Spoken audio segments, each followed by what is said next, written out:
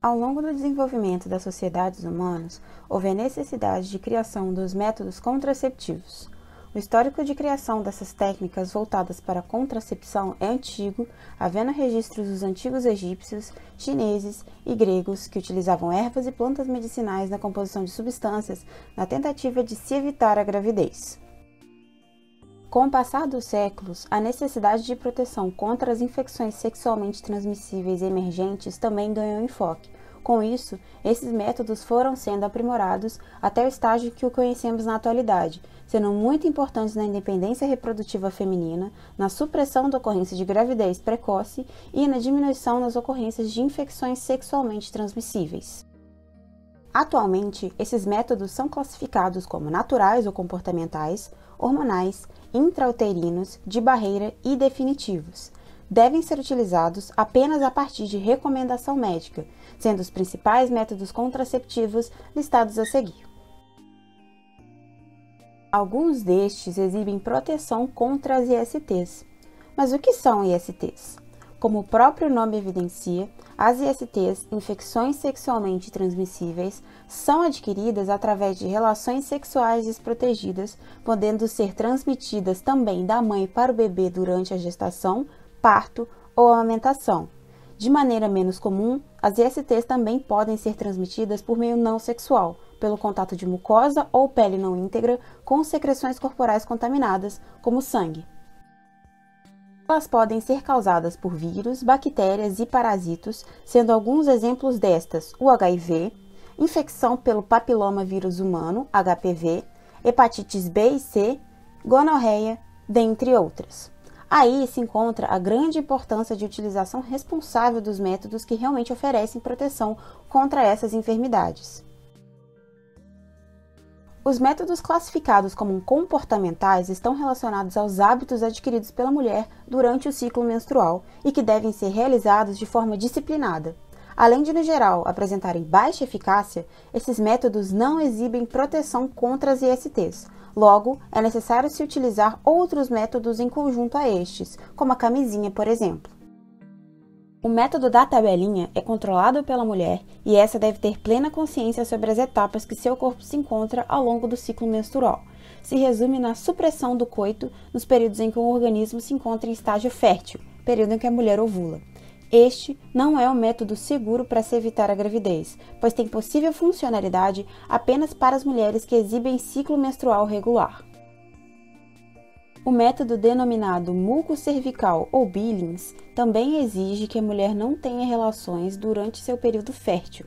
Esse período de fertilidade é reconhecível através da análise do tipo de secreção cervical, que varia sua aparência e textura ao longo do ciclo menstrual. Não apresenta efeitos colaterais, porém não é indicado para adolescentes ou mulheres com ciclo menstrual desregulado. A análise da temperatura basal é um método baseado na medição da temperatura corporal, sendo variável durante a ovulação devido a ações do hormônio progesterona. Consiste na aferição da temperatura do organismo da mulher diariamente pela manhã ao acordar. Esse método tem baixa eficácia contra a prevenção da gravidez, pois algumas doenças que a mulher pode adquirir durante o seu ciclo alteram a temperatura corpórea e atrapalham as anotações de temperatura, aumentando a margem de erro no processo de contracepção. O coito interrompido é um método que inclui a participação e responsabilidade do homem para se evitar a gravidez. Baseia-se no controle realizado pelo homem durante o coito para impedir a ejaculação no interior do organismo da mulher, de modo a evitar a entrada dos espermatozoides e uma possível fecundação. Esse método, no entanto, apresenta altos riscos de falha, pois o líquido pré-ejaculatório ainda pode apresentar espermatozoides. Os métodos conhecidos como do tipo barreira impedem que o esperma alcance o óvulo através de obstáculos mecânicos, químicos ou mistos. A camisinha masculina é um método contraceptivo de fácil acesso, podendo ser encontrados por baixo custo em farmácias e supermercados ou sem custo em unidades básicas de saúde, UBS, feitas geralmente de látex ou poliuretano. Alguns historiadores afirmam que o preservativo masculino foi desenvolvido pelo médico italiano Gabriele Allopio no século XVI, que desenvolveu essa descoberta não para fins anticoncepcionais, mas sim com o propósito de se diminuir o contágio das infecções sexualmente transmissíveis, como a sífilis, que naquela época provocavam inúmeras mortes. E nesse fato se encontra a real importância da camisinha masculina até os dias atuais, visto que essa é um dos únicos métodos contraceptivos que apresentam comprovação na proteção contra as ISTs, como a AIDS e o HPV. Ela é usada no pênis, recobrindo e impedindo assim a entrada do esperma durante o ato sexual. A camisinha masculina é indicada para homens em qualquer faixa etária e não possui contraindicações ou efeitos colaterais, sendo um método que apresenta de 90% a 95% de eficácia. Deve ser trocada e usada em todos os tipos de relações, genital, oral e anal. No entanto, apesar de todas essas vantagens, é necessário que haja alguns cuidados para que sua utilização forneça realmente proteção, como análise de data de validade e colocação correta na genitália masculina. Após o ato, é necessário que os parceiros analisem se houve ruptura da camisinha e se essa permaneceu no pênis durante toda a atividade sexual. A camisinha feminina também é um método contraceptivo de barreira composto de 2 anéis, um mais estreito e vetado, introduzido na vagina, e outro mais largo, que fica para fora do canal vaginal, podendo ser usada por mulheres de todas as faixas etárias. A camisinha feminina protege contra a gravidez indesejada e infecções sexualmente transmissíveis e deve ser trocada a cada relação. Não apresenta contraindicação, mas deve ser inserida e posicionada corretamente para ter sua máxima eficácia, que nessas situações é de 90% a 95%, assim como a camisinha masculina. Esse método geralmente possui preço mais alto do que a camisinha masculina e pode ser encontrado em farmácias e lojas especializadas. O diafragma é um anel de metal recoberto por uma membrana fina de borracha que é introduzido pela mulher no colo do útero antes da relação sexual. Este método impede que os espermatozoides cheguem à tuba uterina, em que, para garantir maior eficácia, pode ser utilizado em conjunto ao espermicida. É recomendado para todas as faixas etárias e não apresenta nenhum efeito colateral, com durabilidade de 2 a 3 anos. Porém, requer atenção para que a sua colocação se dê de forma correta e apresenta papel de proteção apenas para algumas ISTs. Aqueles classificados como métodos hormonais e químicos são uma mistura de derivados sintéticos dos hormônios estrógeno e progesterona, que no ciclo menstrual são responsáveis por inibir o aumento do hormônio LH ligado à ovulação. Um dos métodos hormonais mais conhecidos na atualidade é a pílula anticoncepcional, que foi desenvolvida na década de 1960 e provocou mudanças revolucionárias ligadas à atuação feminina na sociedade, já que as mulheres puderam dissociar suas vidas sexual e reprodutiva e assim tiveram liberdade suficiente de assumirem outras funções além do ambiente doméstico, tendo mais autonomia para ingressarem no mercado de trabalho, visto que o processo da gravidez se tornou uma escolha e não um destino. A pílula anticoncepcional é um comprimido ingerido de forma oral que contém uma combinação de hormônios, geralmente estrógeno e progesterona sintéticos, que inibem a ovulação. As pílulas podem ser de diferentes tipos, contendo concentrações diferentes de cada hormônio e devem ser prescritas por um médico que irá avaliar a situação de cada paciente, examinando sua respectiva idade, estilo de vida e histórico de saúde familiar. Existem diferentes formas de pílula e, portanto, diferentes maneiras de tomá-las. Uma delas é tomar durante 21 dias a partir do primeiro dia de menstruação e assim fazer uma pausa por 7 dias. As pílulas anticoncepcionais não protegem contra as ISTs e são de fácil acesso, podendo ser compradas em farmácias por um preço acessível ou sem custo através do SUS. É importante ressaltar que há certas contraindicações para o uso das pílulas para mulheres que possuem histórico familiar de trombose e doenças cardíacas, por exemplo. Mas para outras, a pílula pode ser usada para tratar sangramentos irregulares, cólicas menstruais, endometriose e síndrome do ovário policístico. Apesar das vantagens, a pílula anticoncepcional possui diversos efeitos colaterais, como aumento das chances de trombose para determinadas mulheres, dores de cabeça, náusea, retenção de líquido, menor desejo sexual, dentre outros. Quando usada de maneira correta, com orientação médica e tomada via oral diariamente, a pílula anticoncepcional possui eficácia de 99%. A pílula do dia seguinte é um contraceptivo de emergência usado quando o método contraceptivo habitual falha, como quando ocorre a ruptura da camisinha masculina ou sua má colocação. Sendo um contraceptivo emergencial, deve ser utilizada somente em último caso e não se deve fazer seu uso um hábito nem tomar mais de uma dose por mês. É administrada pelas mulheres por via oral, sendo constituída por substâncias que funcionam atrasando ou inibindo a ovulação. Dependendo da sua composição, podem ser utilizadas de 3 a 5 dias após o ato sexual, sendo encontradas em farmácias com preço acessível. A pílula do dia seguinte não protege contra ISTs e deve ser administrada com cautela, por conter grandes quantidades de hormônios. Possui eficácia de 95% até as primeiras 12 horas após a relação, 85% após as primeiras 24 horas e menos de 55% após 48 horas, e apresenta efeitos colaterais, como dor nas mamas, diarreia, pequeno sangramento vaginal e atraso ou antecipação da menstruação.